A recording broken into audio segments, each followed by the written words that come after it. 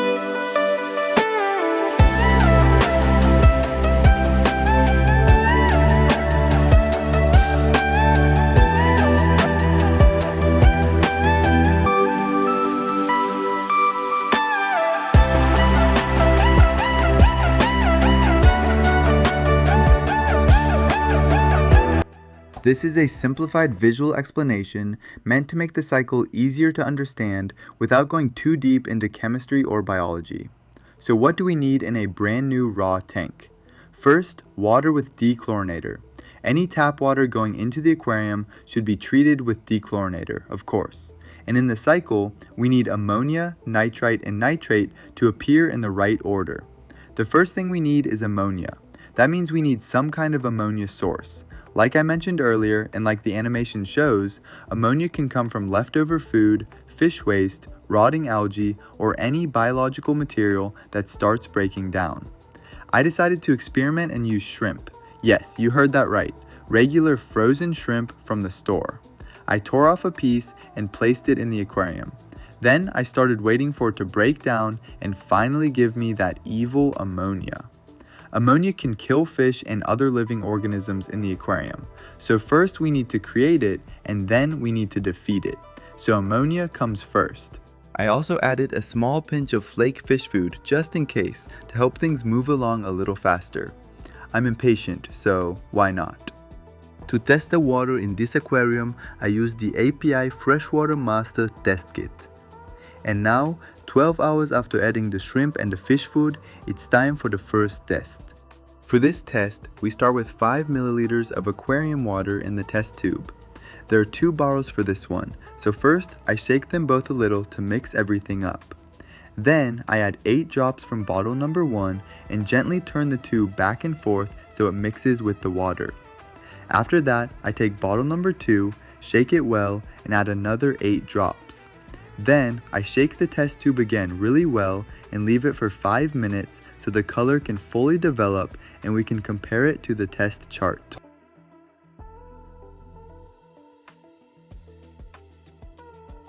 Five minutes have passed and now it's time to read the results. As we can see, the ammonia test tube is yellow, and on the chart, yellow also matches 0. That means we still have 0 ammonia. So honestly, nothing surprising here. It had only been 12 hours. I stayed patient and waited longer. Then, after another 36 hours, I ran the test again. And take a look, still 0, yellow again. Ammonia was still at 0. At that point, patience was already getting thinner. The aquarium was sitting there, and of course I wanted to add fish and finally enjoy it. But no, still more waiting.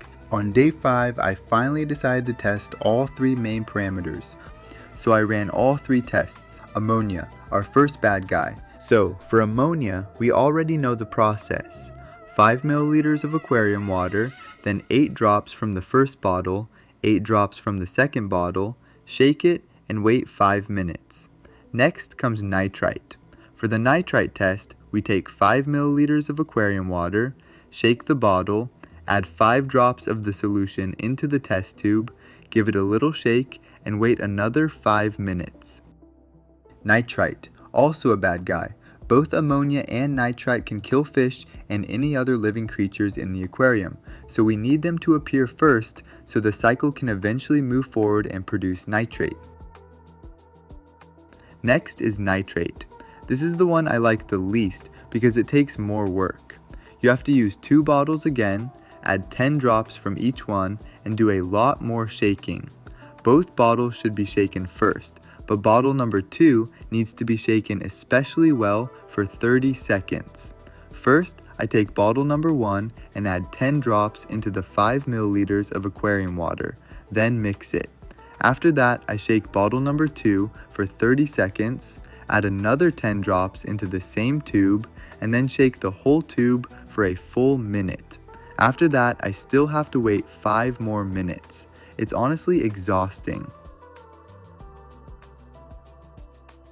But after all that testing, all those drops, all that counting, I compare the colors to the chart in the test kit and check the results. And wow, 5 days have passed and still nothing. Everything is still at 0. On day 7, I tested the water again for ammonia only, and once again, 0.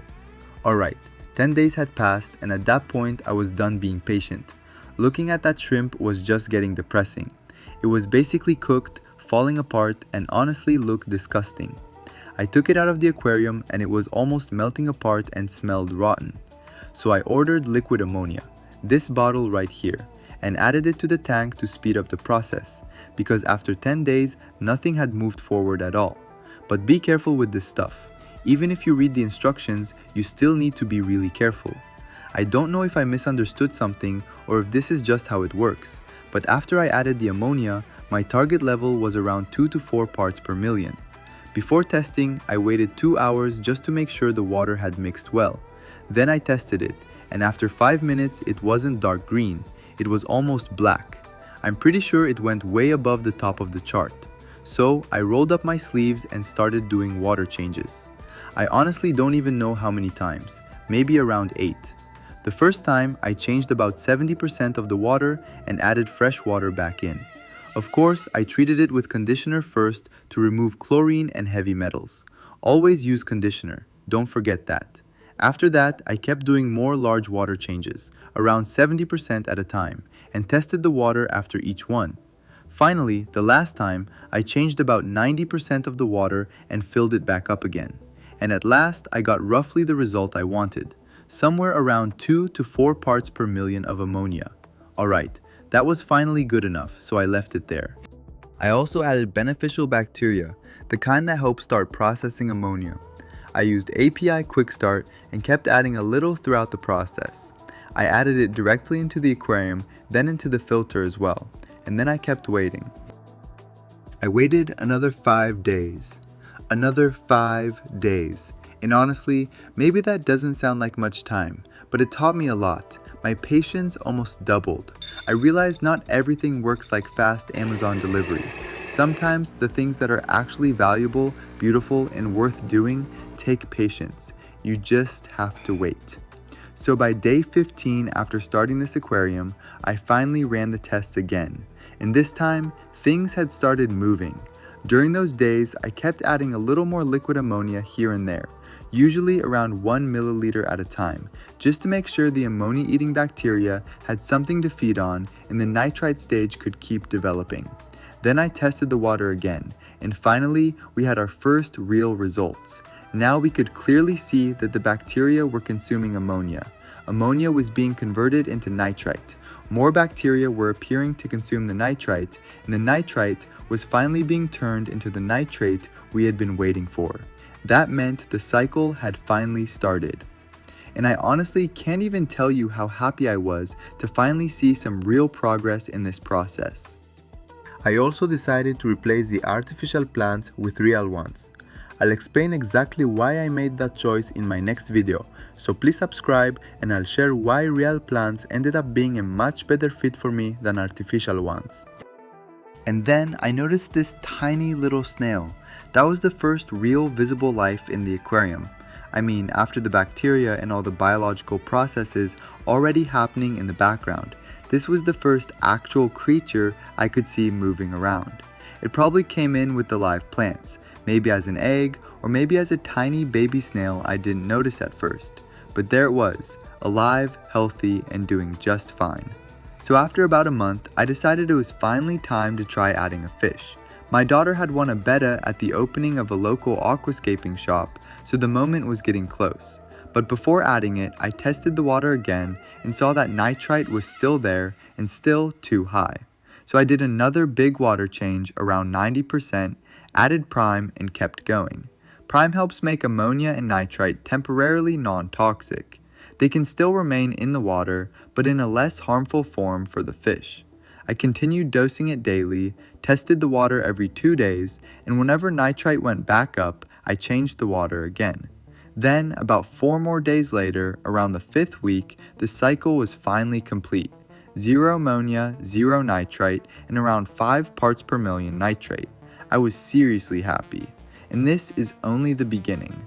In the next videos, I'm going to show you which plants I chose for this tank, which extremely rare snails I want to add, why I picked them, and what fish are coming next. So stay close, this aquarium is just starting to come alive.